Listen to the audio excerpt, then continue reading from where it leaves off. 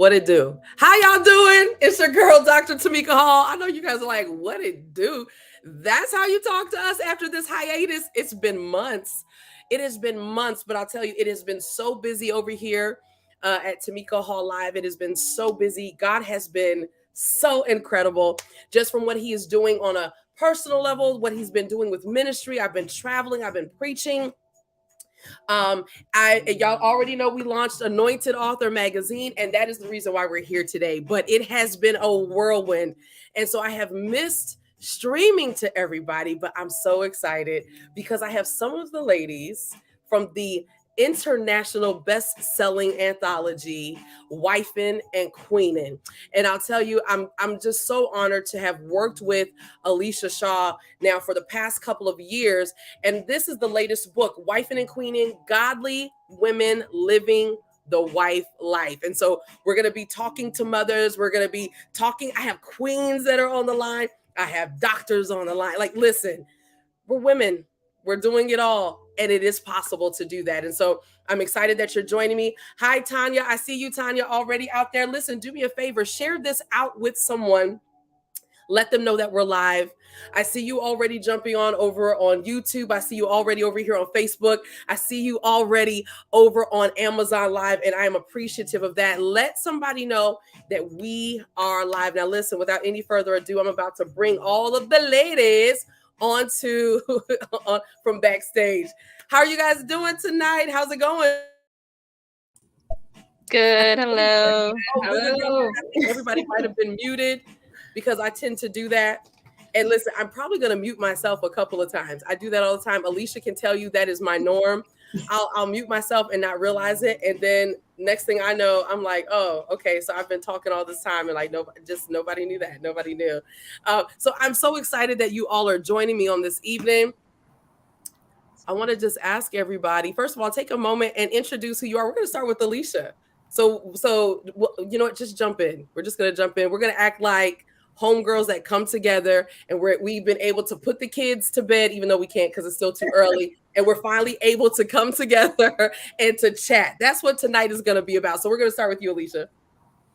Hello, I am Alesha Shaw. This is my third and most likely last anthology. I wanted to do a queening series where I talked about motherhood and just womanhood and the last wifeyhood. I was so excited that these ladies came on to just share their stories because I think we all have different perspectives from what a wife means and what a wife needs and what a wife has learned. And I just thought it'd be important for each person to share their different perspective on what being a wife was, and most importantly, just being a godly spiritual woman. So I appreciate them for being a part of this project. And yeah. Good stuff. Good stuff. Welcome again, Alesha. Welcome. Somebody else, go ahead and jump in. Dr. K. All right. Okay. Hi, everyone. I am Correa, and I'm super excited. Alesha, girl, ain't nothing like being me, talking to you and having this opportunity with you. Alesha and I had the opportunity to meet as at the Mrs. America pageant. We were roommates, and it was just amazing to just step in and meet this amazing, wonderful mother and woman, and then to do this anthology with her. So I'm a mother of 5 and a grandmother of 6, and I'm super excited to talk about that. And hey, my chapter is about being a blended family. Sometimes the second time around is the best time around. So that's what I wanted to share. Thank you so much. I'm so excited to talk about this with you all. Oh man, this is going to be good. The second time around is the best time around. I love that. Listen, you're already encouraging some of us single ladies that we have been there and done that before too. And I love it, love it, love it. Chelsea, jump on in the convo. Wonderful. My name is Chelsea Roberts. I am from Oregon. I'm Oregon now and Mrs. Oregon International next year. So I'm very excited. Woohoo! I have 2 beautiful little girls. I've been married to my husband for 12 amazing years.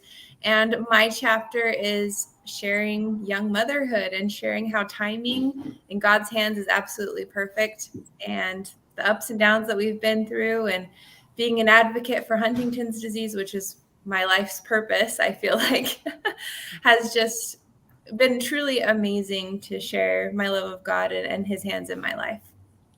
I love that. Good stuff. Welcome, Chelsea. Thank you. Dinah, talk to us. Tell us who you are. Hi, I am Dinah Screven. I had a pleasure of meeting Alesha at church. We worked in the ministry together. I was a part of her second anthology. Now I'm a part of the third one, and my chapter is about wisdom, applying wisdom to making decisions and to just work on self. I believe that's important when you are encountering marriage or relationships or anything. So I am a wife. I've been married 25 years. I have 4 children, three adult children, and I have a 13-year-old. I don't have any grandchildren, but I am looking forward to discussing the book with you all. First of all, I'm sitting here tripping like there's a 25-year marriage here. We have someone on here who says she's a grandmother, and I don't believe it. Like, I know. it's like, what is going on tonight? What is really going on tonight? Listen, I want to ask everybody, what did life look like right before you had to jump on this live? Like, we're talking about wifing and queening, so I want to know, what did life look like for you? I was kind of sick after traveling this weekend. And so I kind of was able to be home, and I actually feel like Superwoman right now because I managed to like wash clothes and cook a meal and everything before grabbing my daughter from cheerleading practice. And I was able to say to her, hey, listen, we're having salmon and broccoli and mashed potatoes. She was like, it's already cooked. I was like, yeah. Yes. And I feel like super mom today. So that feels really, really good to be able to come on here as super mom this evening. Somebody else tell me, what was your day like right before you got on here? I was relaxing. Actually, I took a day off work for some self-care. I went out, did some shopping. I bought me some jeans. So I did some little, I got my feet done. So I had a self-care day. Good for you. Good for you. Alesha, what was life like for you? Yeah, I was running around. I wanted to look a little decent and put on maybe a cute top or something, but I didn't have the opportunity because I was making 2 different meals. So my idea was to put some chicken in a crock pot, make some rice, and like have a simple meal. But then the other one came and was like, I don't want chicken and rice. Can I just have some Alfredo? So I was making 2 different meals when I was preparing to get on the thing, and I best believe my husband's probably not gonna eat any of it because it's not really his type of meal. So I'm curious to see what he's gonna ask for once I get off the interview. That's something fun to look forward to. I love it. Yeah. I love this. I love this. Dr. K. Oh my goodness, What y'all making me feel bad. First of all, I'm not the cook in the house, so I wouldn't have been making meals even if I was home. But I'm actually traveling, so I travel like all the time for work. I commute into Boston from Jersey, so I'm like in the office, and I'm like, okay, I need to finish this meeting. I need to call the Uber. I need to get to the hotel. I need to get to the room, make sure the hotel room ain't looking crazy. But that's just the life of, a woman. Like, we do so much, we work, we travel, we take care of the family. We do so much. And it's just amazing to see all of you in the self-care. Dinah, I'm with it. I need to get some of that this weekend. I need to get some self-care. I travel back home. I love that. Good stuff. Chelsea, what about you? Because you're in Oregon. So what are you, 1 or 2 hours behind us? I think I'm actually 3. So it's like right after lunch for me. But I mean, I've been in the swimming pool with my daughter for swim class today. We've got the Huntington's disease walk. So I've been in calls and then just barely stepped in the door getting my daughter off the school bus. So, busy day for mom. Yep, this is my pool hair today. Sorry, guys. Listen, I mean, to say that we've all been running around, we've been in meetings, we're like cooking all this stuff. Like, come through, Top Knot. I love a Top Knot bun. I think you look very chic. I love it. You guys all look so beautiful. We have J-Lo over on Amazon Live. She's saying, hey, y'all. Hello, J-Lo. So good to see you. We have Tanya Wilson hanging out with us. Tanya, thank you so much for hanging out with us. Anyone else? Listen, I need you to post in the comments. There's always a little bit of a delay So I won't see for a little while, and I can't see who you are until you post. We have Prophet Alesha hanging out with us from New York, Nueva York. Dr. K, that's for your husband who speaks Spanish. Nueva York, yes, yes, yes. So it's so good to see you so much. Tanya says you ladies look great. Thank you. Yeah. Thank you. Thank you. Thank you, thank you, thank you. I love that. Okay, let's talk about the self-care piece, because I think any of us, and I was saying to Dr. K, like I'm actually I'm the only woman on here that I'm single, right? I'm single, but I know what it's like to be married, to have the kids. I know what it's like to be part of that blended family, to be working, to run business, to have ambition, to be in a pageant. And then people don't understand. We're going to talk about pageantry in a minute, but people don't understand that that's a whole separate full-time job. So we'll talk. I'll ask you guys about that in a minute. I want to ask you, how do you all actually get the self-care? Now, Dinah, you said that you took a self-care day today, and you don't look guilty about it at all. Like, you're like, I'm totally cool with it. How did you get to that place where you can do that without guilt? And how did you make the decision today's a self-care day? Like, was it scheduled, or you woke up and was like, no, it's self-care today? Exactly. I woke up and said it's self-care. I've worked so much on my job. It's so stressful. I needed the day. I worked so much. I'm dealing with clients. I'm doing stuff home. We're in the process of redoing our kitchen. So that's the hassle. I'm not able to cook. So I'm eating out. I'm running around. So I needed a day because I was going, whoo, I needed some God time. So I took me some God time. I just woke up and said, you know what? This is the day that I need for myself. And I did. I took full advantage of it. And I don't feel guilty about it at all. That's all. That's all. Listen, she punctuated every T. Listen, every I was dotted in that That's conversation. all. I heard it. I heard all of that. I love that. Chelsea, how do you take a self-care day? Because if you're just getting babies off the bus, your babies are kind of young. So how are you working in a self-care day? Well, my life is a little hectic right now. So self-care opportunities are few and far between. And my husband's a doctor, so he is very busy at the hospital. So when we have an opportunity and he knows it's been a big day, I say, I need a second. I need to go. We live right by the forest, so I go run the trails, and it is amazing. It clears my head, brings me so much joy, and I'm like a new person coming back from a run. So we just find those little moments and work together as a couple and make it happen. I love that. That's beautiful, because yes, he's a doctor, and the fact that you are considerate of that, but the fact that he's considerate of you, where you're like, babe, listen, I know you've pulled a 16-hour day, sometimes probably more than that, but I really just need a moment.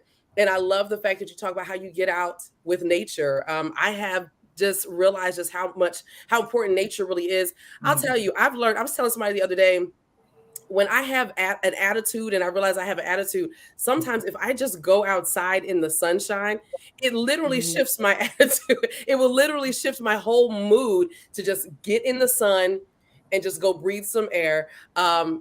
Definitely working out has been good for me too. But I love the fact that you found something like this. Is something that it doesn't even cost money. It's literally just a moment for you to have space to yourself, and for you to actually speak up and say, I need that. That, even just being able to say, I need this, and to advocate for that is a beautiful thing. That's definitely a beautiful blessing. Alesha, how do you get self-care? Because with my little babies over there, Serenity believes that she deserves to be on your hip. I'm surprised she's not down there right now. Serenity is like Velcro. I usually have to sneak out. I have to sneak out sometimes, but I'm noticing that if I do want to sneak in some self-care time, it usually requires me either getting up early and having some time to myself, or staying up a little bit later. I have been guilty of not being able to get in some self-care lately. Just because school started back, so a lot of my time was like making sure that they were ready for school. But it's lately just getting up a little bit earlier or staying up late to just either read or journal. I've been really into getting back into journaling and reading the Bible more. I was doing that consistently for a while, and I just felt like it was something that was needed and needed now. So I've just find more time to just read, journal, just to get my mind right. Because if I say I'm leaving, if I say I'm going anywhere, even if I'm by myself, they're texting me, "When are you coming back? Like, where are you at?" So I just feel like if I just get up early, stay up late, that's my time where I can kind of just not have any other voices. But yeah, that's pretty much how it's been lately.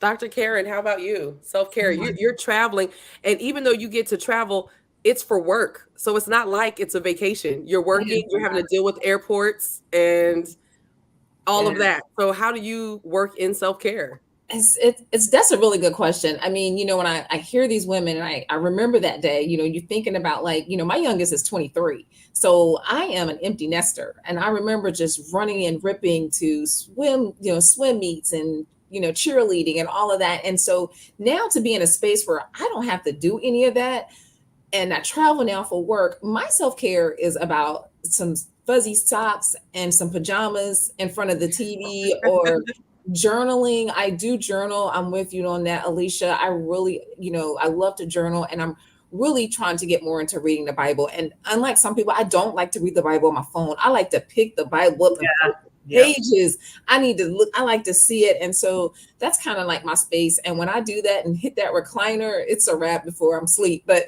that is just my space. That and the two little doggies, sitting up there with me, Lady and Lance. And my husband looks at me, he's like, okay. She's in her zone.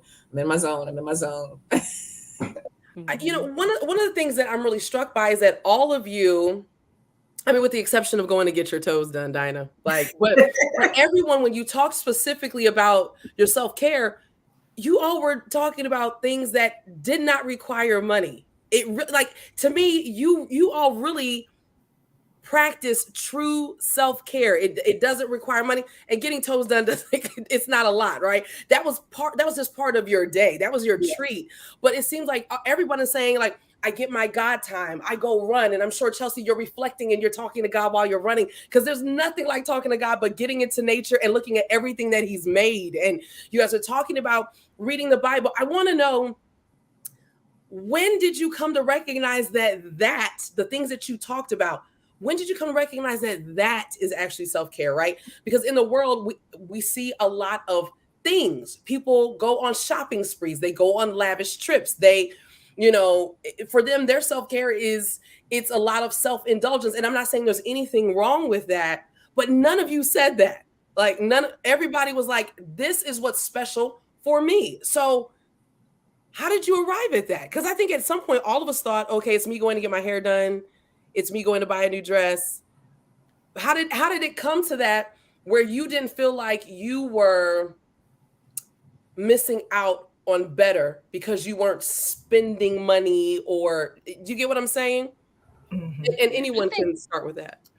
I think for me, I realized that self-care and self-maintenance are two different things. So I realized, like, when I'm going to get my nails done, or if I'm getting a pedicure, or I'm buying things for myself, it's more like maintaining, who I am, making sure I look presentable, or making sure that, I don't, because sometimes I don't like, I don't like chipped nail polish, even though my nails get chipped.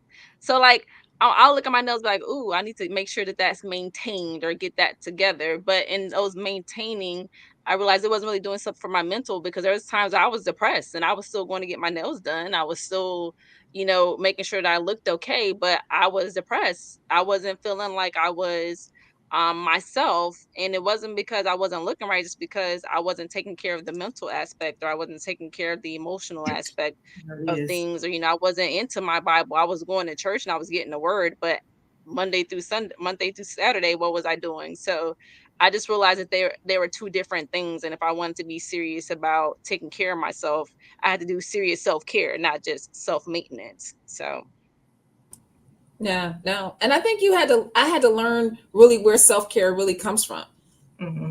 I had to learn where, caring for me came from the inside. So it was that spiritual part about me. Like I needed to feel my spirit. I'm constantly, as mothers and wives, we're always feeding into other people. We're always pouring to other people. So I was pouring into my children, pouring into my husband, pouring into my job. But when do I get poured into? And so while we hear the word, there's something about hearing God's voice. And so when I get into the word and I'm reading it, I truly can hear God's voice. I can hear him saying, okay, and that helps me focus on me and where I need to go. And so that care it was so personal. And I just realized that I was empty by the end of the day, or Monday morning right after church. So I needed to feel myself. And that was the only way I could feel myself. And I could say the same thing. I've been in a space where I thought self-care was shopping, going to the store, doing for me, but I was still empty.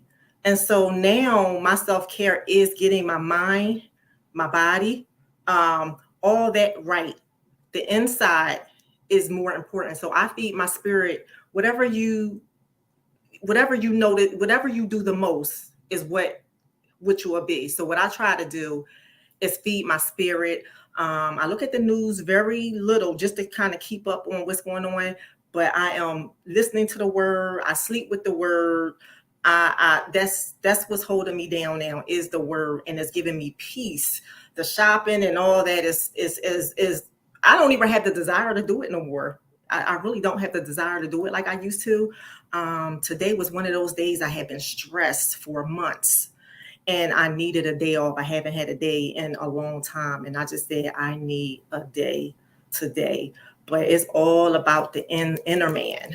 It's all about the inner man. And that's what I talk about in my chapter is, praying and seeking wisdom and allowing God to speak to you so that he can bring those things up that you need to deal with.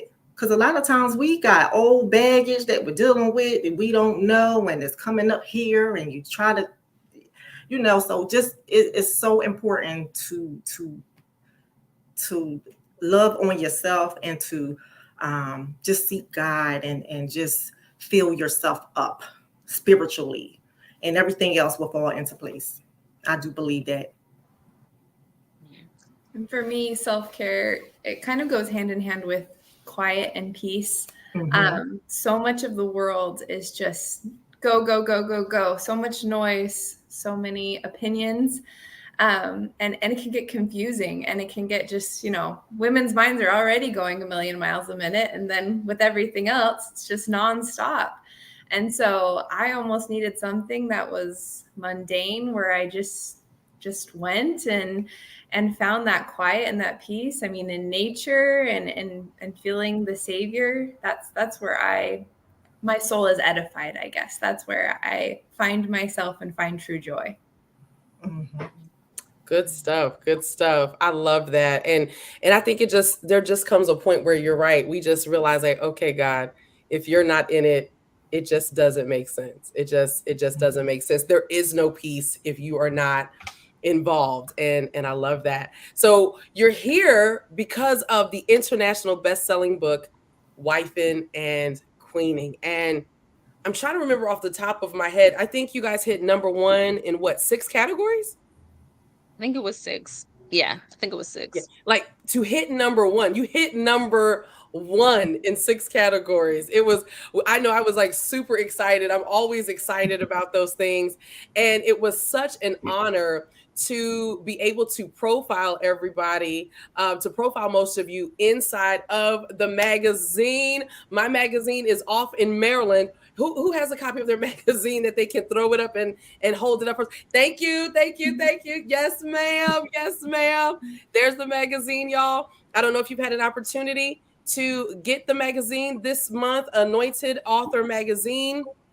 It was a takeover. It was a Wifing and Queenin takeover on this month. And so it was a really, really great time being able to just interview everybody. And I want to ask you, Wifing and Queenin. Alesha, I think you kind of started off by telling us why you chose to do it, but what does Wifing and Queenin actually mean to you? Queenin. Yeah, I said it right.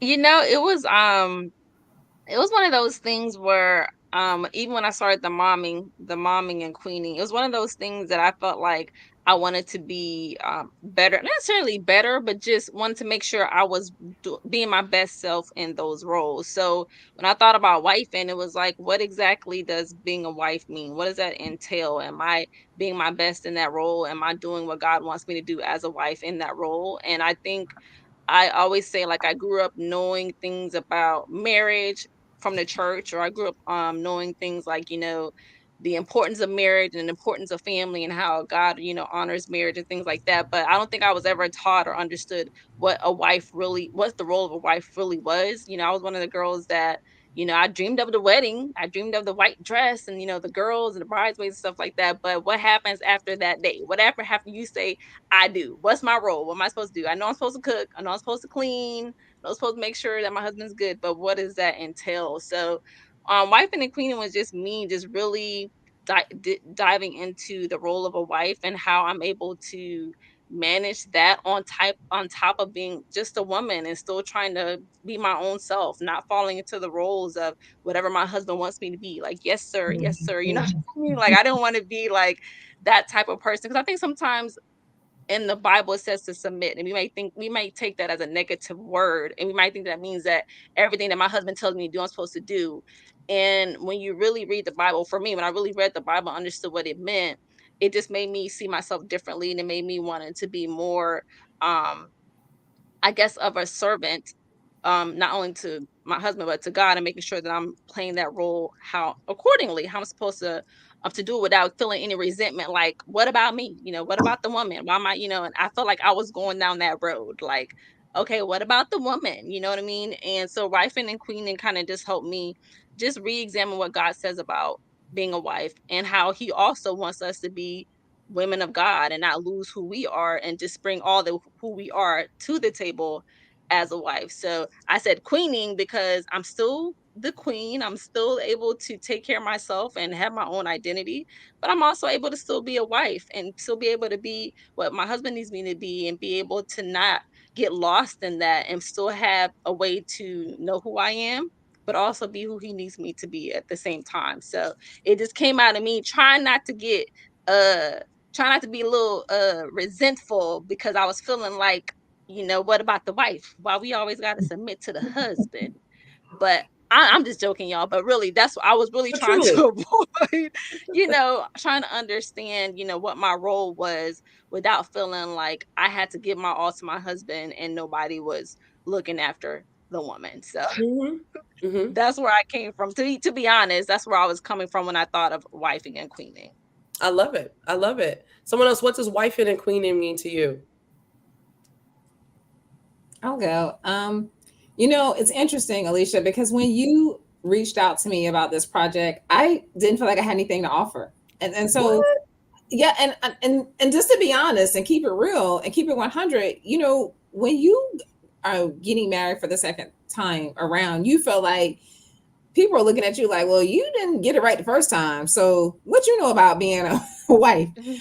To be honest with you, that was probably what made me say maybe I should write about it, because I didn't probably know what I was doing the first time around. And I feel like that we sometimes put ourselves down so much, and we let people, make decisions about how we should look at ourselves. And you hear all of the noise, Chelsea, the noise out there and everybody else's opinion. And I was like, wait a minute, I have an opinion, because I know that there are some amazing marriages that is on their second round, and they have done some amazing things, and people have grown from that, and they have now blended families that children have grew up and been successful. So I was like, let's talk about that. So when I think about wifing and queening, I think of the wife, regardless of how that wife came to be in that marriage, first time, second time, third time, whatever, divorce, whatever.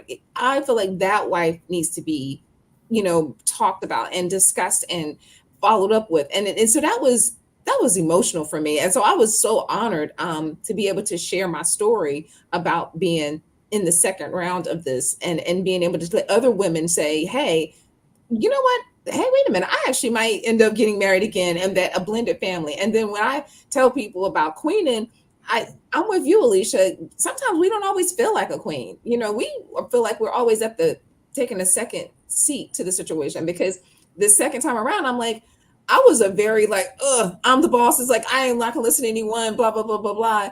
And then I had to realize about being submissive to my husband, but not in that realm, but just listening, and having my boundaries, but also respecting him. And it took me and growth. And I think that's the piece that a lot of people don't realize. Growth is so important.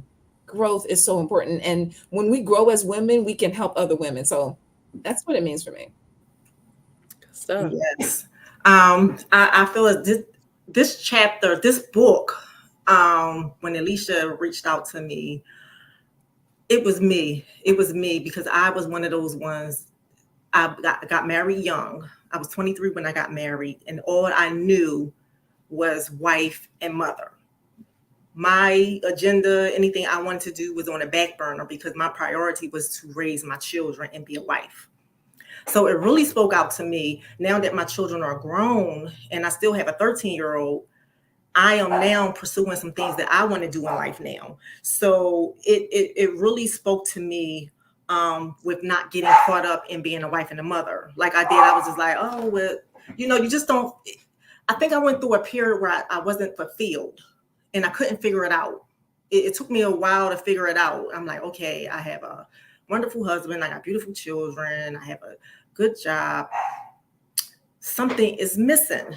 And this is where the shopping and all that came into play, because I was looking for things to fulfill that void, and I couldn't figure it out until years down the line, when I started seeking God and reading the Bible and going to church and finding a church home, that I realized that when this book came out, I'm like, this is me. This is so me. I need to tell people. I need to write about it. I need to share my experiences, or what I've been through, because I've been married for 23 years. And I think somebody in their chapter had that they were high school sweethearts. I read. Okay, Chelsea, I met my husband in high school. And so people say, oh, well, how did you make it that long? Da, da, da, da. It was rough because we had to grow together. And it's the good, the bad, the ugly, all that in the midst. Because I think you said in your chapter, at the age of 20, you don't know who you are. And I was searching for Dinah. And so I got caught up in wife and mother, and that was it.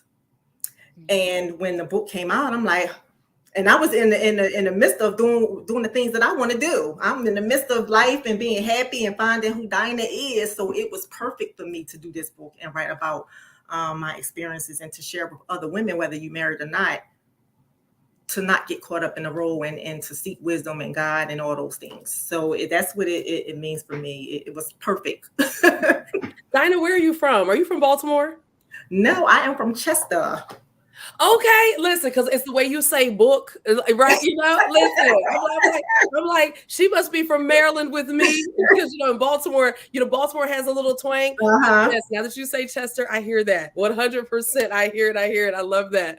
Chelsea, talk to us, wifing and queenin, like that title alone. What does that mean to you? I'm like so not flabbergasted, but like I'm amazed at the fact that there are two people here that were high school sweethearts. I think that's so dope. So Chelsea, talk to us about wifing and queening. So when Alesha initially reached out to me, I met her through pageantry. She's amazing, Mrs. Delaware, and I love her always. That's what initially hit me, is because pageantry has been so integral in my life. I was married very, very young, very young. Now that I have daughters of my own, I'm like, there's no way you're getting married at 20. My goodness. And I just kind of got sucked into motherhood, which is wonderful and beautiful and an amazing thing. But I had lost myself in it, which is good. But at the same time, you need to grow you as well. And so my husband, cute guy, he introduced me to pageantry. He's like, you should do it. You should try it out, because I have the skills and I have a nonprofit I work with. And I laughed in his face because I never, ever saw myself as, quote unquote, a beauty queen. But it's amazing how it has empowered me, how it's helped me to be a better mother, a better wife, and helped me to find myself. And so Queenin and Queenin, I was like, hey, this is wonderful. I can share what it's done to me, how it's helped my relationships, because as the woman in the house, if you're happy, everyone else is going to be happy. So, Yes. Yes. yeah, it's been truly wonderful, and this project has been great, so wonderful to be a part of. I've loved hearing all the perspectives. I want to kind of break it down and kind of talk to you all each just about your chapters. Alesha, I want to start with you. I mean, number one, you were Mrs. Delaware for really this whole entire project, and so I want to know, you spent your year as Mrs. Delaware. How did you balance marriage and motherhood and business and your own ambitions during that time? Oop, I'm sorry. 1 second. Start over because I It removed actually, you. Sorry.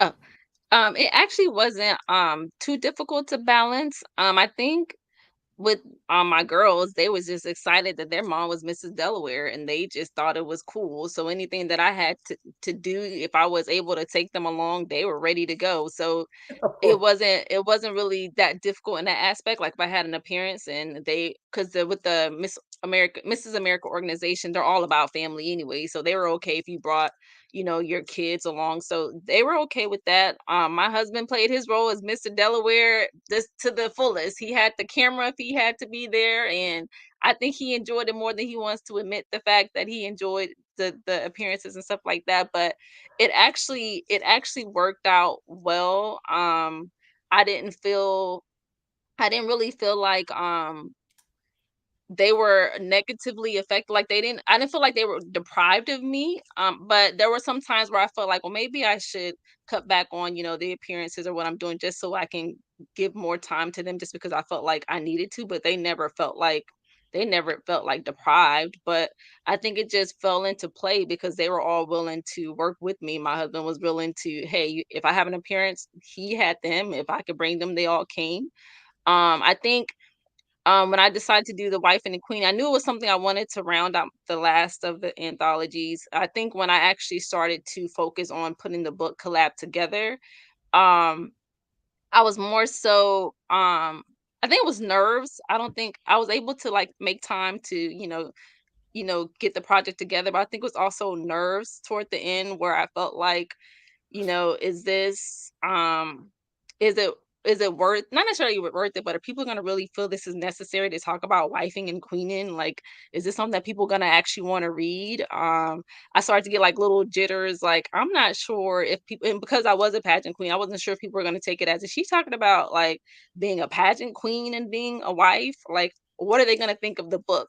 So the last part of it made me a little bit nervous, but for the most part, I was able to, I think, balance everything because everyone kind of just worked together. And like I say, my husband stepped up. Like I say, he liked being Mr. Delaware, even if he doesn't admit it. I think he liked being Mr. Delaware. So So, what in your chapter you really focused on Proverbs 31. And so, do you feel like, cuz I mean, you have a number of books under your belt now. And I want to know, do you feel like you learned anything different either about yourself or about the process or just where you are in life from writing your chapter? I think I definitely feel like I have more wisdom, um, just from all that I've done, just from even writing the chapters that and the other projects that I've been a part, even being part of your retreat. Actually, your father actually spoke to me a lot at the very first retreat that you did. So a lot of what he said during his retreat was what was playing in my head as I was writing the chapter, and he talked a lot about um the wife's role. I don't even think he didn't say it as a wife. He didn't talk about like the wife role, but it's more so as being a woman. So when I was reading, I had to reread Proverbs 31 over and just to read it from a different perspective, because before, my days before I would read it, I would be very intimidated by the Proverbs 31 woman. Like, I'm like, who is this woman? She doing a little bit too much. Like, I don't know where she came from, and I don't think I can do all this stuff. But after reading it with a different mindset and like I said, your father spoke in a way to make me look at that passage, and he didn't even come from Proverbs 31, I don't think, but to He make came from different places. Yeah. different places, Yeah. yeah. But when I was reading it, like a lot of the things that he talked about actually made me feel empowered to see it a different way. Wow. So when I was reading the Proverbs 31 chapter again, and honestly, I went back to read it and I don't even remember like a lot of the words that I wrote. So I feel like it was definitely God using me or the Holy Spirit using me to write some of it because I don't really remember. Like I'm like, wow, that's what I got from reading that. But a lot of it was just seeing that God really, I feel like God really sees women as someone special. And there's something about us that he felt the man needed or the husband needed. And he instilled into us everything that we may possibly need in order to be our husband's helpmate and things like that. So when I was reading Proverbs 31, I kind of talked about how I struggled with it at the beginning because I thought I wasn't capable of being that person. But when I read it read it the second time around, to me it was just about using wisdom and about looking at it as okay, God has me as, and your father brought this up too, how he compared the wife or the woman to rubies, but also in Proverbs they compare wisdom to rubies as well. Yeah. So I'm like, if is wisdom is something that God would like us to have, and he also compares it to rubies as well as compared women to rubies, I feel like he's telling us just use your wisdom, use your mind, pray to me, talk to me, and I'll reveal to you everything you need to do to be that woman. It doesn't necessarily mean you have to do everything, but I will provide you whatever it is that you need to be that Mm, Proverbs 31 woman.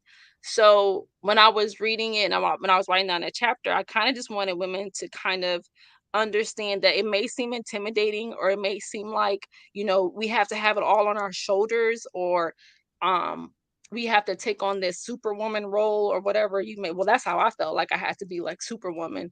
But when you really sit down and read and you really talk to God and you seek wisdom, a lot of the times everything you have is at your fingertips. Whether it's if you need somebody to clean your house, God is okay with you reaching out to somebody and say, hey, I come need a on. cleaner for like stuff like that. But I felt like before I felt like it was something I had to do for myself. But a lot of the times the powerful woman was a smart woman.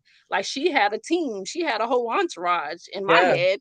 So she had people that was helping her to do things, or she had the knowledge to reach out to people to help or whatever it is that she needed to do. So when I was writing my chapter, I just wanted people to focus on not being so hard on yourself and just allowing yourself, giving yourself grace basically to be able to be that woman that God's created you to be because it's already in you. It's already like he created you specifically for whatever man that you marry, Yes. and don't stress yourself out about whether or not you're good enough.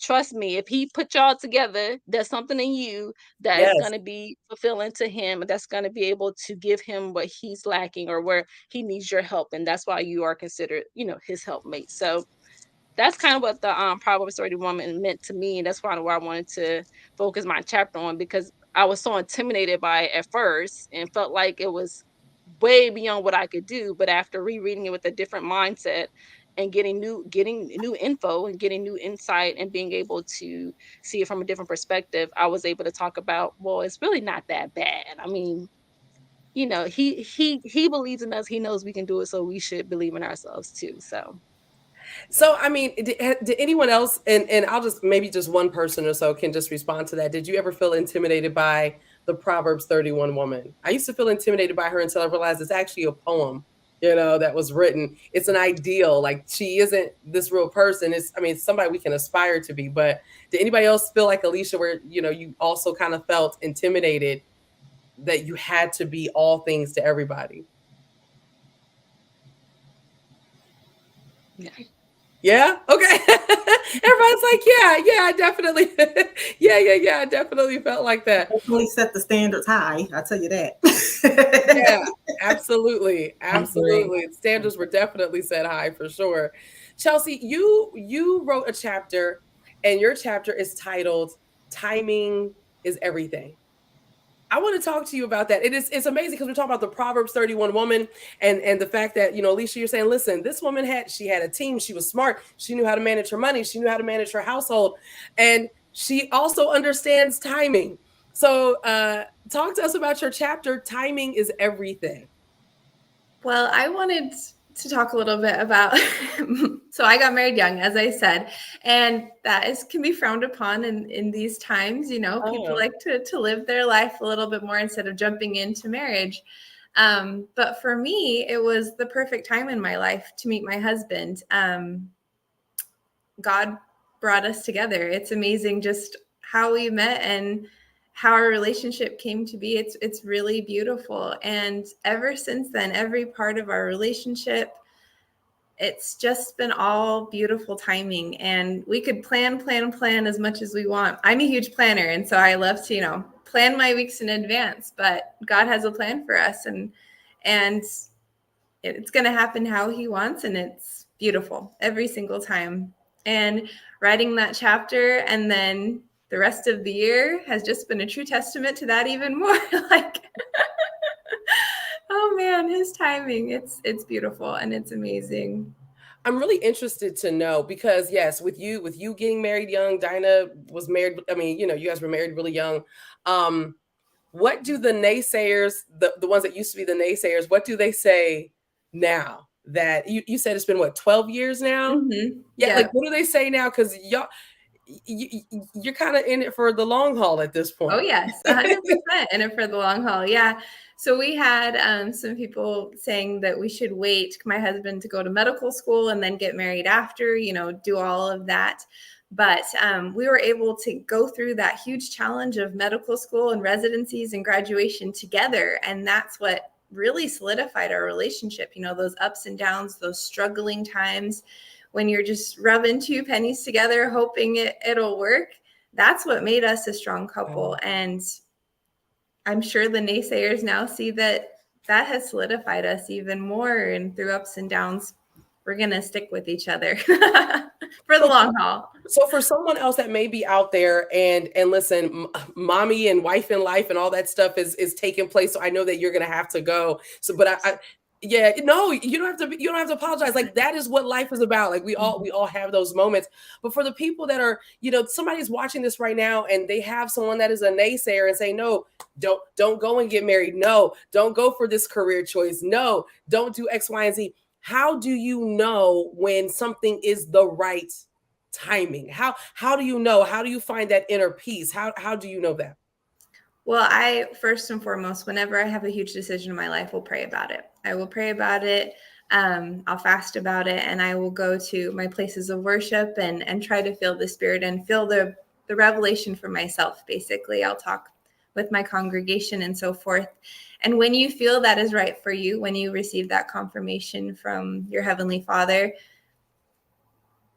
nothing should change that.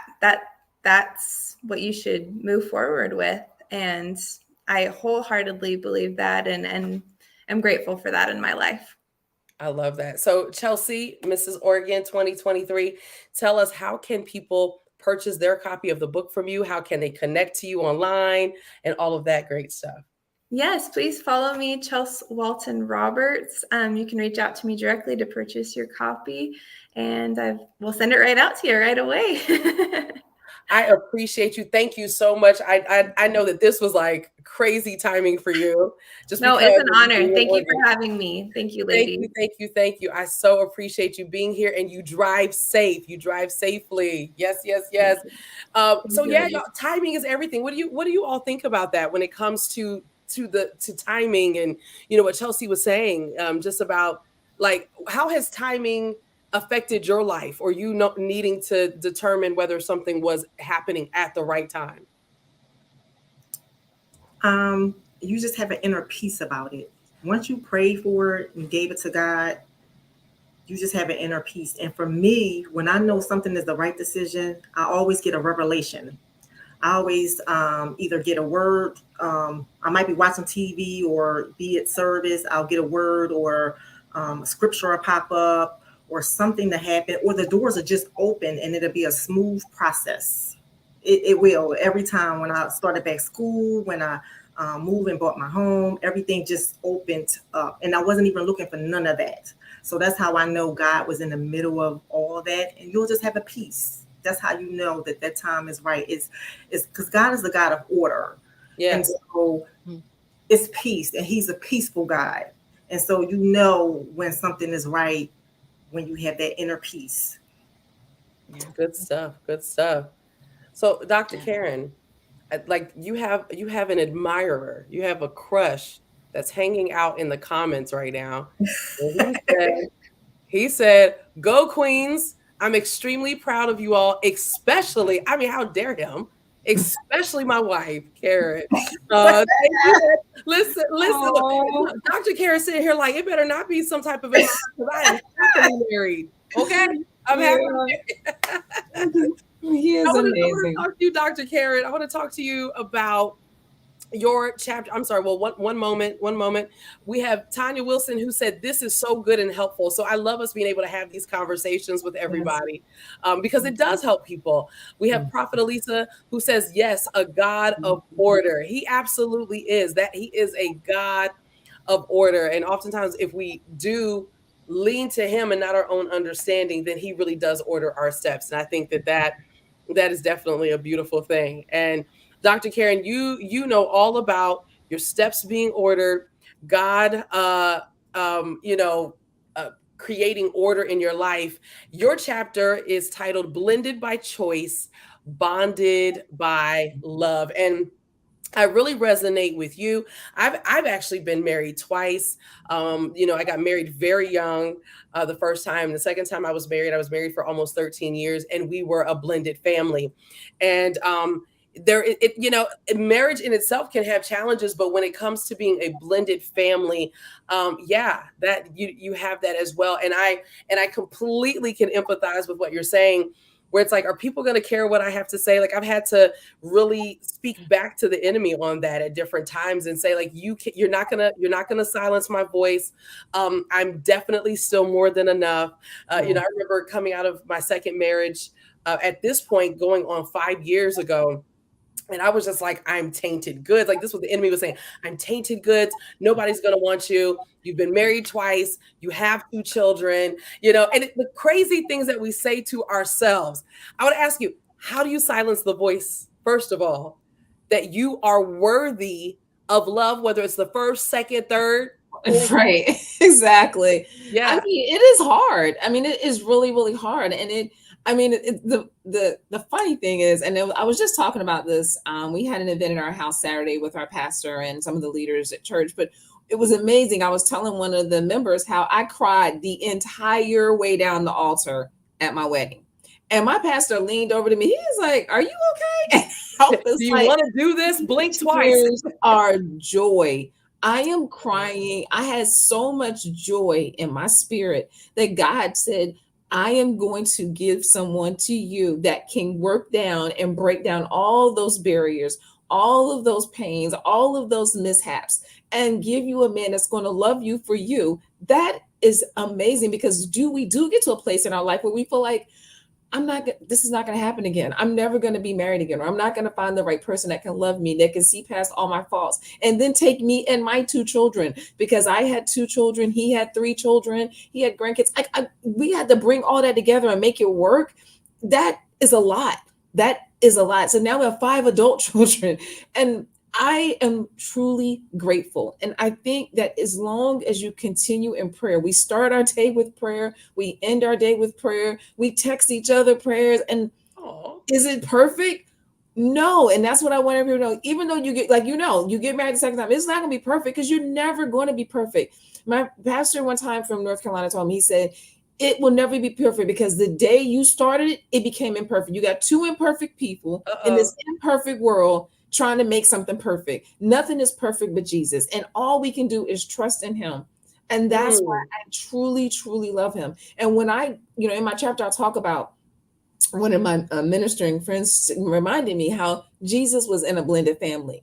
So when people start to chatter, I'm like, well, you do know that Jesus was in a blended family. Joseph was not his biological father. Right. And so with that, he knew the assignment over Jesus' life. And so he knew that I needed to still be the natural father, but God was his father. And when my husband, he looks at all five like they're his five. I look at all five like they're my five. And we love that. And we knew the assignment from day one. So it was important for us to take the time to listen to our children, to work on that relationship, work on our family. And we ignored what other people on the outside said. We had to cut some people off, because if you're not going to be a part of this journey, you got to go, because we are not going to allow you to taint our marriage, our children. I feel like there's destiny assigned to each and every one of us. So we have to remind ourselves that we are here for a purpose, and our purpose is not about us. So we have to, sometimes you pray for the person and you move on, but sometimes you just truly got to focus on what is my destiny and how is that to help someone else, because our goal is to lead others to Christ. And so if my marriage and my life can lead someone to Christ and lead them to know that you can find love again and you can have that blended family, I'm here for it. Well, it sounds to me like you're crushing on Mr. Ed C. also. So yes, I am all day. On each other. So I just love it. All day. I love that. And one of the things that you talked about when I interviewed you for, the magazine, is that one of the things I love that you said is this project excited me because it was a culmination of women showing their humble stories. Like, this is about being humble. This is about providing those lessons that Ed says that part. Like, hello, yeah, she's crunching on you, sir. Listen, did you see her eyes light up, Ed? Look, I'm looking down like he can see me. I'm looking at his comment. And I saw her eyes light all up when she was talking about her man. Okay. I saw it. Yes. I saw it. But I also love that you said, when we were talking with your interview in the magazine, you said it was important for you to provide hope to those considering entering into a blended family. Talk to us about that. Like, why was the hope factor important? Because I think for some of us, like, a part of me is like, who would have anything to say against two people wanting to be married and love each other and love each other's family? Because some people just don't understand. They feel like, well, the first marriage didn't work, or they don't realize that we all got baggage. So, and you start, if you see someone and you're about to get, remarried, you're like, I don't know about that. Well, listen, we all got baggage. It's about, what can we work through? Like, what can we work through? What can we truly understand? And I think that's where communication comes in. You have to be honest. I think some of us, we give that facade about how great we are and we're doing this. And when you're dating is great. Dating is amazing. It is absolutely amazing. But it's when you start peeling down that orange, and you starting to see people for who they truly are, where they're at, where they've been, what they've done. When you can see through all that and know that they're moving into a different space in their life. Because I know I am overbearing. I am, don't start it. I know I got my issues. My kids be like, Mom, really? I know what I'm working on. But the difference is, I'm not making excuses for it. Come on. I'm not making excuses for it. I know where I'm at. And every day in my prayer, I'm like, God, please help me be better today than I was the day before. I need you, because I can't do this alone. And I think when we truly are that honest with ourselves, then we know that. And then I truly believe the fervent prayer of a righteous man availeth much. So I just keep praying. I did continue that prayer. And I know that all things work for the good and the glory of God. So I know that's where my hope comes from. And I want to give other people that, because I have talked to so many women who are so sad and so depressed, and they are just saying, Lord, when is my day going to come? When is my day going to come? And my hope for them is that it's going to come if you trust in God. Absolutely. Lean not to your own understanding. And he might not look or have what you think he should have or look like. That's another thing. Because sometimes what we want and what God wants for us is completely different, but it's still the same. It's still what you want in the end. Like, in the end, I mean, it is everything I could have wanted in a husband. And I'm sure there's some things I'm like, I don't know about him. He's a Taurus. Whew. And I'm sure he saw some things about me he loved, but then there were some things he was like, I don't know if I want to deal with that. But God knew that he was going to work. He was going to work it out. So I want to give somebody else hope. I love that. Tanya says, Dr. Karen, you are pouring into me right now. Thanks. Yes, absolutely. I mean, because what I think is really powerful about what you've talked, I mean, everything you've said is powerful. But when you talked about, listen, these are things I know about myself. I was just having a conversation with somebody either yesterday or earlier today where I'm like, listen, I know who I am.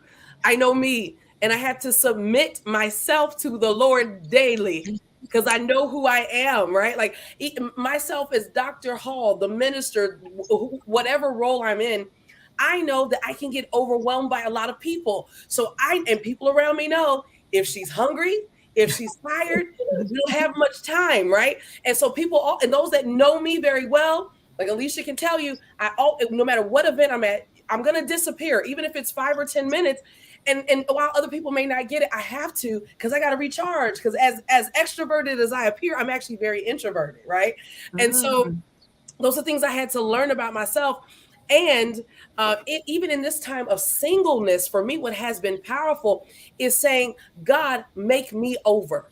Make me over, heal me, heal those things that I took into previous relationships that did not glorify you. And it was not helpful for the person that I married, right? Because everything is not the other person. I was not perfect, right? Like I was not perfect. But I said, God, make me over. And I'm telling you, I know that when God illuminates me for who my husband is supposed to be, he's gonna be so happy. He's gonna be so happy with who he gets because he's literally gonna get the best version of who I am. Amen. And so I think that's so powerful when you said, like, look, I know what this is. I'm overbearing too. My poor kids. My oldest daughter is 19, and I promise, like Alesha, she sees it. Like I treat my children like 5. I'm like, y'all still gonna give me little kisses.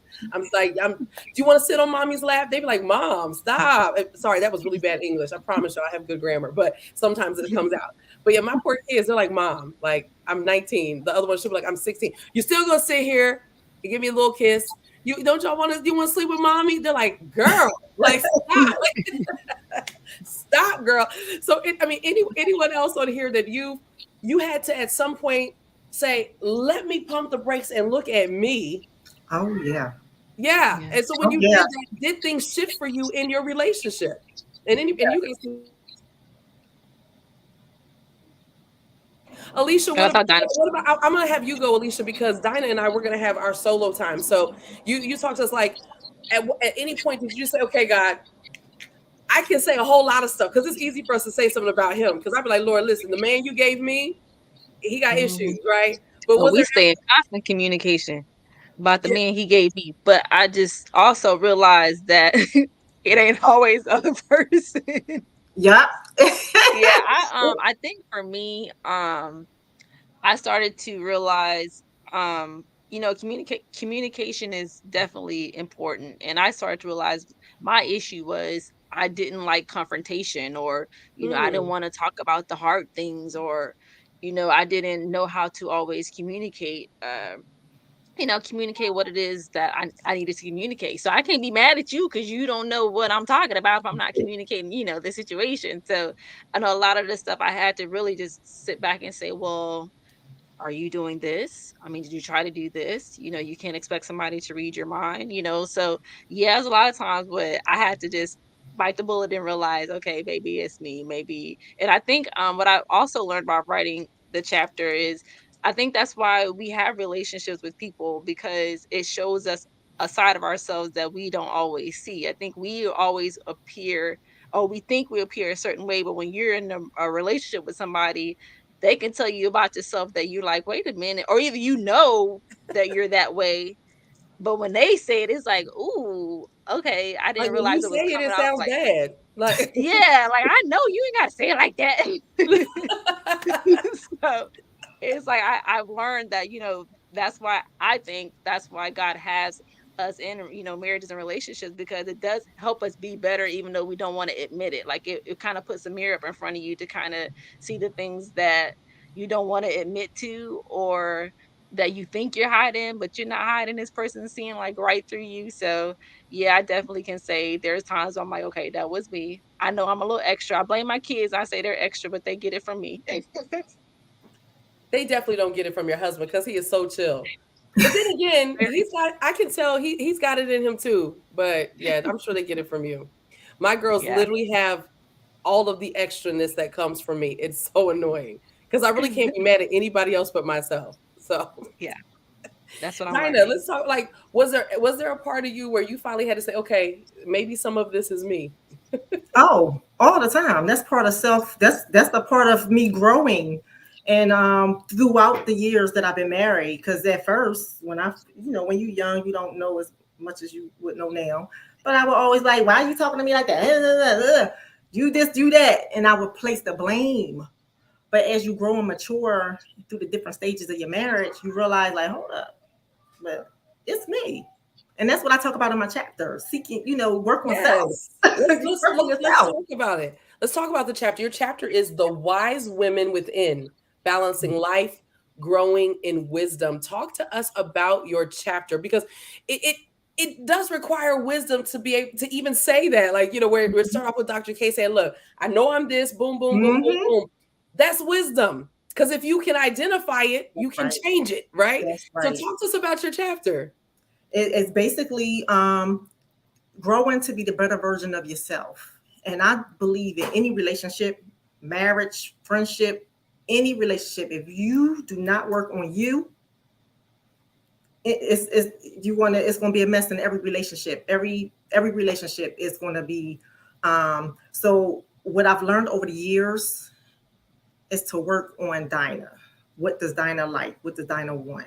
Um, a lot of areas that I came with baggage.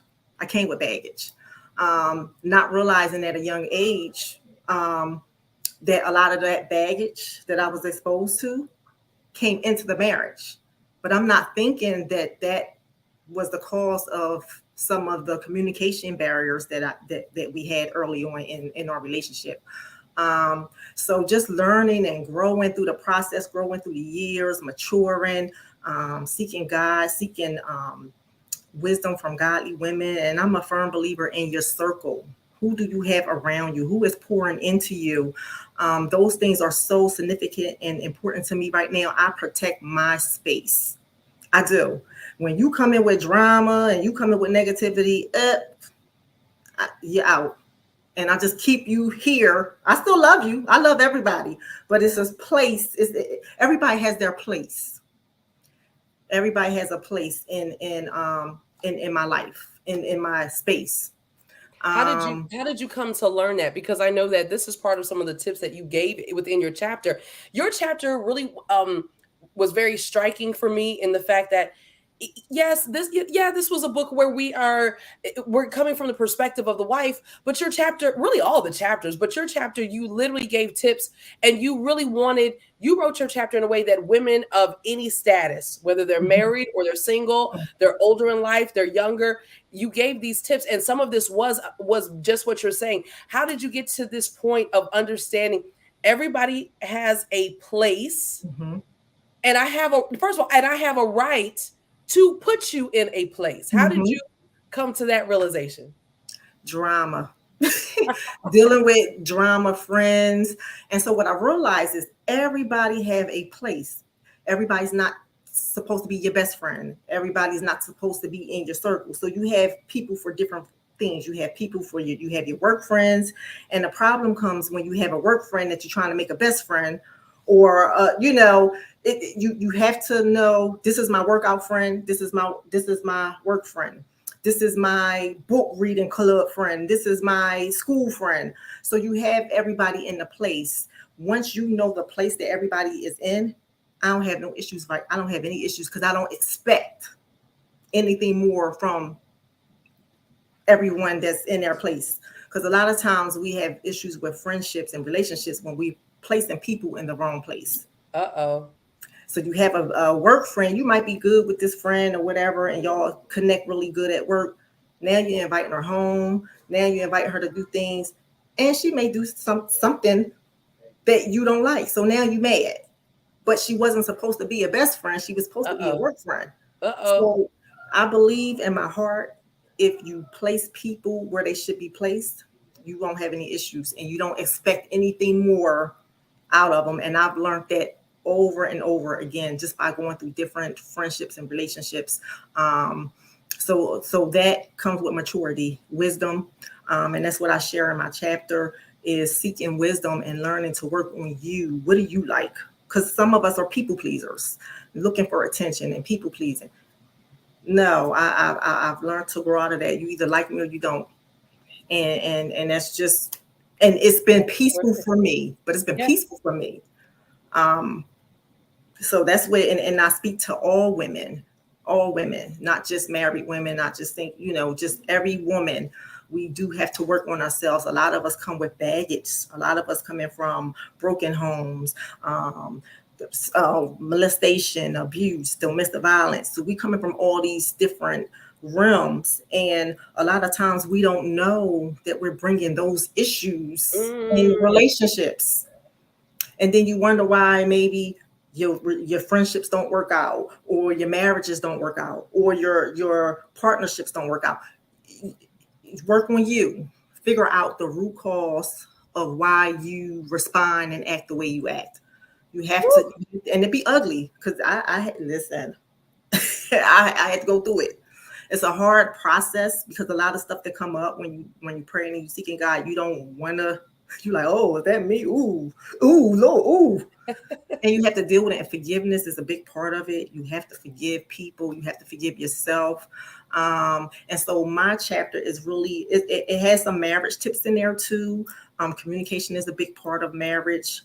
Just respecting one another for who they are. Not, and we can't change people. A lot of times we get in relationships and we see warning signs, and we're like, you know what? That's just it'll be all right. But he got all this, but this, I'll change that when I get with him. When we get married, he'll change. And then that little problem, I have that in my chapter too, that little problem becomes a big problem. That's And it. so, we have to, and basically, I'm also speaking to anybody as far as looking for warning signs, even with friendships. When you meet new people and you say, oh, we connecting really good, and maybe that'll be my best friend, I'll invite her over, or even a potential relationship, you have to see the warning signs. I look at how people treat people. That's one of the big things for me. How do you treat somebody who can't do anything for you? How do you treat the waitress? How Uh-oh. do you treat your family? That's a big deal, because you and him could be good, but how does he handle arguments? How do he handle disagreements is a big thing. Mm. I had a friend who was in a relationship, nice guy, did everything for her. But when he argued, he would take the things back that he buy.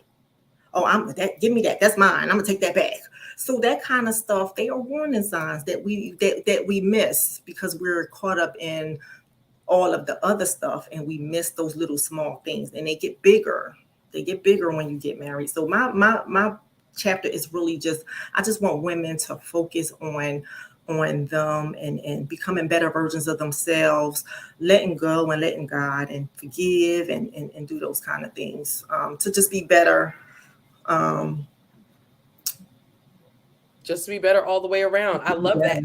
Now, one of the things, Dinah, you just kind of talked about the warning signs, with getting into relationships and different things like that. I want to ask all of you, because you are married, and we have women on here that are married, and those that are going to end up being married. What are some things that you should look for to protect, or actually, what are some tips that you have for people to protect themselves, their marriage, their family, just the whole picture? What are some tips do you have for that? Because ultimately, it doesn't matter how we slice it. The nurturing piece typically falls on us as the wife. It doesn't matter if you're a VP with doctor in front of your name and you're traveling the globe every single week, or you're a mommy who's running around and having to cook 3 different meals, or now you have grown children and you got married right out of high school. It falls on all of us. Like, it falls on us, and it's just what it is. So, what are some tips that you have for this is how you protect your world? This is how you protect what God gave you as the wife and the queen. Alesha? Oh yeah, I was gonna say, I mean, it's a lot of things that I've learned. I've been married 13 years this year, and I think I've learned that a lot of, first of all, definitely having growing my faith. I think my marriage has brought me closer to God than any other situation I've ever been in, because again, you're trying to learn how to live with someone for the rest of their lives who also you're growing with. Like we weren't high school sweethearts, but I've known them since we were in high school. So it's like you're growing with someone who's not that person that they were, back then. So a lot of it is not only just protecting my space and my mind, but also just creating boundaries about around it. Kind of like what Dinah said. I'm very particular about who I let in my house. I'm very particular about who I tell my business to.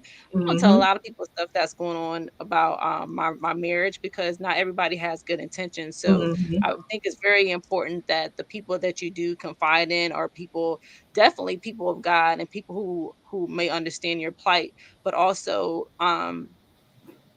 not sometimes not even family. Like, family is family, but this is your family now. That's something that I've learned as well. This is your family. This is what's important right now. So sometimes family don't even need to know your business, because at the end of the day, they gonna choose sides and y'all gonna stick together, and you're gonna have the family mad at him because of what I'm going and telling. So like a lot of the stuff I have to be mindful of, not letting people in my business. Be sure that if I do seek counsel about anything, it's someone that I trust, that I can confide in, and know it's not going to go around and tell anything. But I also definitely cover my family in prayer, because Mm-hmm. so it's things that I don't see every day. My husband goes to work, come home stressed because of supervising crazy folks. I find myself, Lord, like, just protect his mind, just protect his job. I don't want him to go crazy on anybody, because at the end of the day, I can't be everywhere. I can't save the world. So my savior can save him. So I pray over my family very often. I don't know Mm-hmm. what happens at school, so I pray over my kids to make That's sure right. that when they leave my house in the morning time, that they're protected at school. But other than, like prayer and watching who I let in my space, a lot of it is just making sure that there is open communication. Like I said, I always struggle with communication, but always want to kind of check in and know where we're at, like how's everything? We can walk past each other and not say anything, but we want to make sure, are you not saying anything because you're tired? Or are you not saying anything because something's wrong? Or not saying anything because, you just need that peace. Like just checking in and making sure that, we're at a good space. So that's what works for me. And that's what I've been learning, as I grow in myself and understand what I can do to be better, and also just understanding the stuff I just need to work on.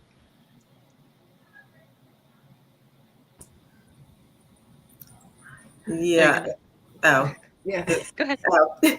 I would piggyback off of Alicia. Um, you definitely have to protect your space and who you let in your space and who pours into you, because we all need one another, and it is very important that you choose the right people that you can share things with. And one of the things that I look for, and this is for anyone that's watching, when you have people in your life and you tell them something, or and you hear it back, or somebody's coming to you telling you about somebody else, um, I'm very wary of those type of people. I'm very worried about the gossipers and the ones who play the two sides. So watch out for just really watch out for character in people.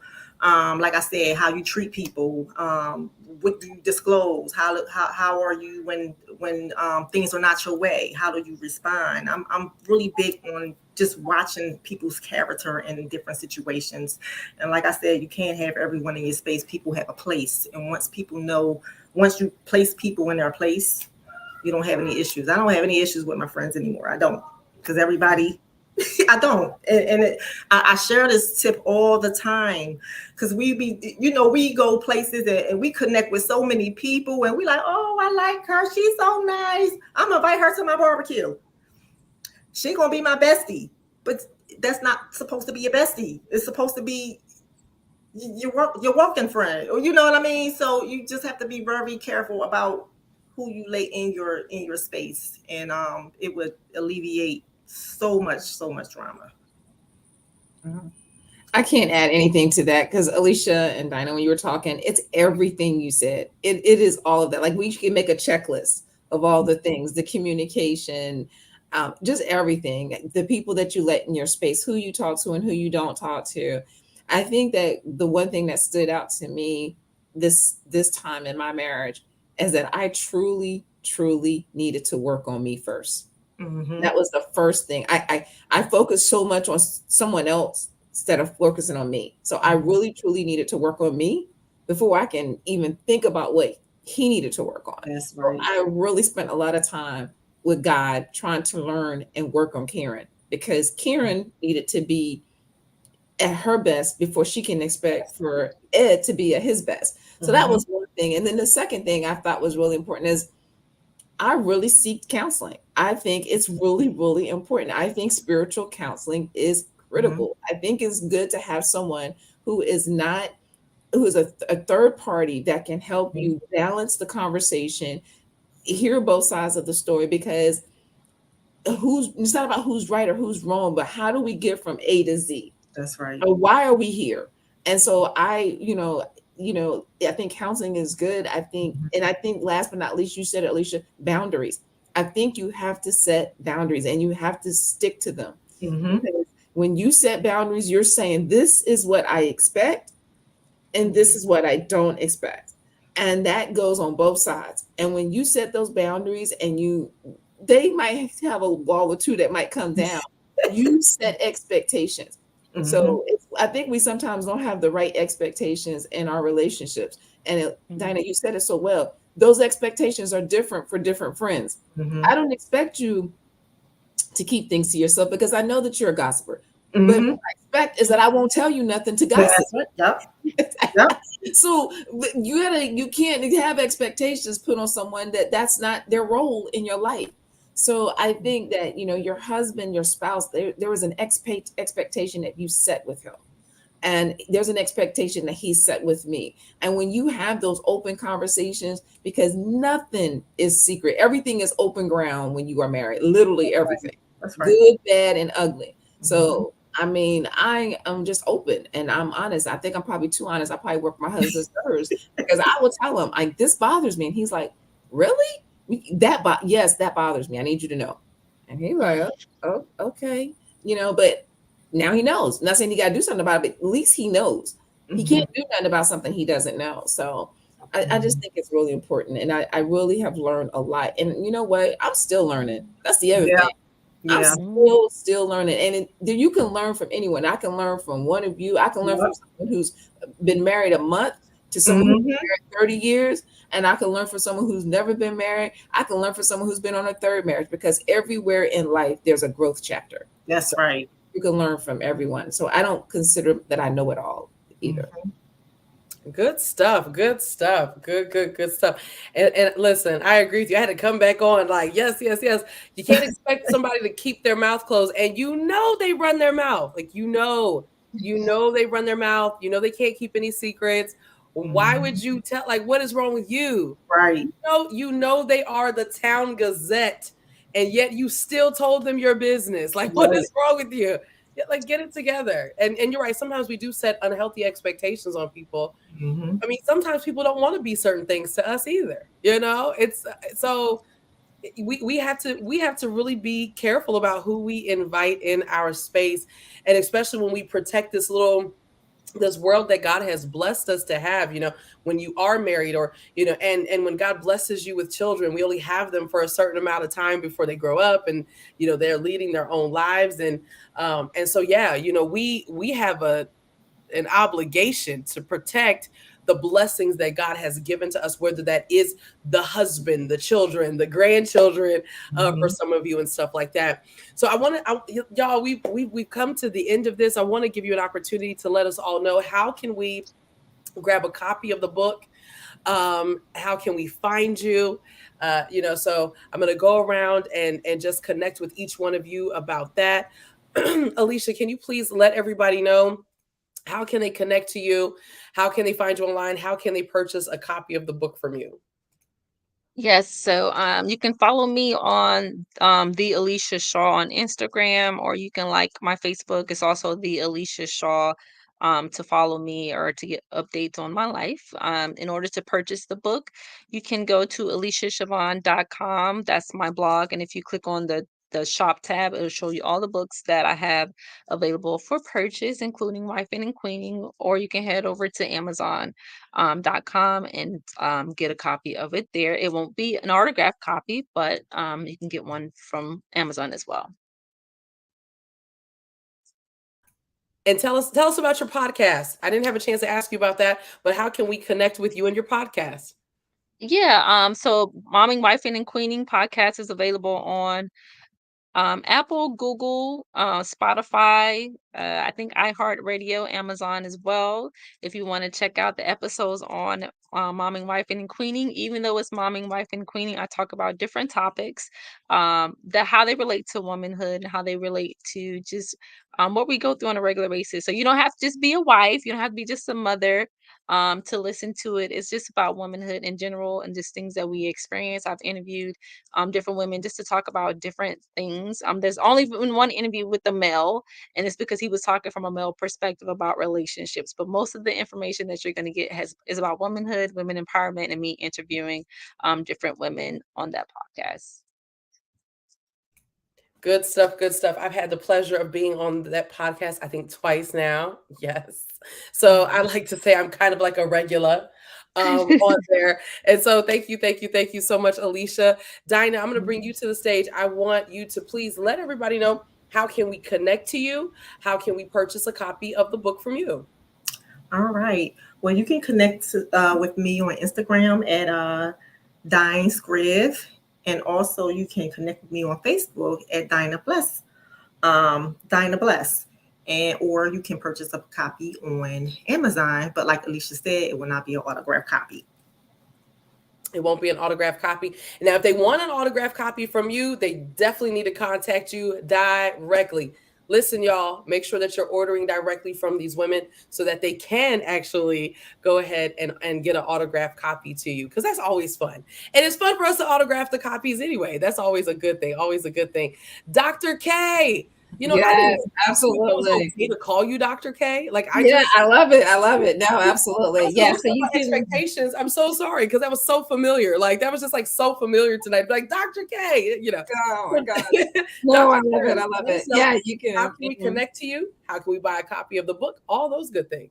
Yeah, so an autographed copy, you can go to Karen Smith Correa on Facebook, or you can go to KM Correa 804 on Instagram. I also have a website at www.drkarencorrea.com. So either with those three, you can reach out to me and I will definitely get you an autographed copy. You can do it on Amazon, but I'd rather autograph it because I like to put a personal note to you, and also most of all, a personal prayer for me. So. Oh, I love that. I love it. I love it. Good stuff. Good stuff. Good stuff. Listen, this has been such an amazing hour and a half with everybody. Tanya Wilson says, hashtag marriage is still my portion. The third time will be a charm. Yes, it will. Right with you, Tanya. I'm right there with you. Yes. And I'll tell you, for those women that are in waiting, whether you've been married, more than one time, or you just have not been married yet, allowing God to just process you and allowing him to work over on you. I have come to truly understand that if I allow God to do the work, he's still completing the work, not only in me, but also in who is going to be sent to be my husband, right? Yes, marriage still is your portion. It still is your portion. Because I'm like, listen, this will be my third time. You're not going anywhere, sir. You know what I mean? So I'm like, I have to be careful. I don't even date right now because I got to be careful about who I allow in my space. That's right. It's so important. Being connected, period, is just very important. So it is still your portion, Queen. It is still your portion. I want to say thank you to everyone that's been hanging out with us over on Amazon and YouTube and Facebook. Listen, do me a favor, no matter where you were tuned in from, if you could jump over onto that Amazon link, grab a copy of the book. You can also grab a copy of the magazine right from there. For those of you that are still hanging out on Amazon, there is a carousel. I see where you guys have already been clicking on it.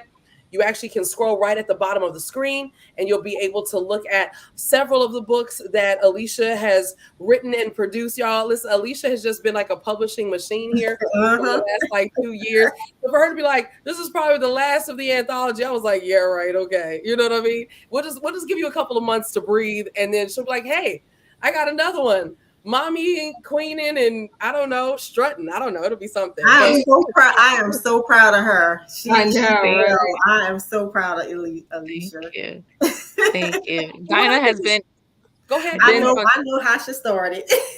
Yeah, I say Dinah is who really like encouraged me to start writing at the beginning when I was like, I want to do a blog and I'm gonna do a podcast. She Oh. was all like, when you gonna get? I'm tired of you talking about this podcast and this And she blog. When you probably said it just like that too. Mhm. So yeah, Well, she has she was so the much one that encouraged me. potential. I just love seeing you. I just love seeing you blossom. It does my Yes. heart so good. Thank you. Thank I you. love I that. appreciate it. Awesome. So Dinah, do you do pageants as well? No, I don't. I'm surprised. You look like you could be a pageant girl, I'm right. right? Doesn't she? Right. Yeah. Exactly. Well, Yeah. you know what? Well, yeah. It's the fear, stepping out of this is all stepping out of my comfort zone. So anybody out there, if you're fearful of doing something, just do it afraid. Do it afraid. Well, between Dr. Karen and Alesha, now it's Alesha's turn to push you out on that stage, because I'm surprised that Exactly. you're not a pageant girl. I'm surprised. But yeah, it's all good fun. Listen, everybody, make sure you get a copy of the book, Wifing and Queening. Make sure that you get a copy of that. I'm just realizing I don't think that I ever shared the screen. I just got so caught up in our conversation, but this is it right here. You can grab it right on Amazon. You can grab it from any of the ladies right here, Wifing and Queenin, Godly Women Living the Wife Life. And you definitely saw where they are living the wife life. They're living it according to the word of God. They're loving their husbands, they're loving their children, but they're also loving their own life. And they have a life like you. I love about everybody. No matter what you do, you still have your own life. Right. You don't have to give up your life just because you become a wife or you're a mother. And I think all of us at some point battled with that, because sometimes church, especially Black church, will make you feel that way, right? But I love the fact that everybody has a life. So make sure that you guys grab a copy of that book. This has been an awesome time hanging out with everybody. Remember that I love you. You were created to make God famous. He has anointed you to do hard things. And until next time, you all have a blessed day. Thank you. Yeah.